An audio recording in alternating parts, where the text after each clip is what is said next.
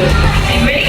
One more step back, baby. And lift off. Well done, Apple, and thank you very much, Hannah, for sponsoring our Wings of World presentation.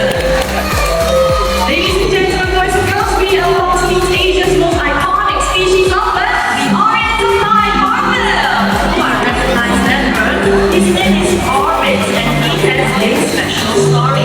He fell out of his nest when he was a chick and got injured. Usually the body would not survive, but when cleared in one time by paradise, he has been nursed back to health, and now, as they say, permanent home with us. That's right. Hornbills and toucans, they have a few major differences. Now the toucans, they can be found in Central and South America. The hornbills, they can be found in Africa and Asia. Now take a close look at the hornbill's head. Can you see this very distinctive feature? Now that is known as a cast.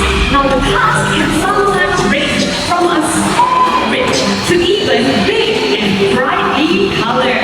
Or what are there any other differences you can share with us about them? Yes. So hornbills and toucans, they are actually great hoppers. So show off your hopping skills. Ready and hop along. Look at that cute hop. So hornbills, they actually have 3 toes up front with broad soles. Toucans, they have 2 toes in front and 2 at the back. This helps us to find strength and stability to hop up and down branches.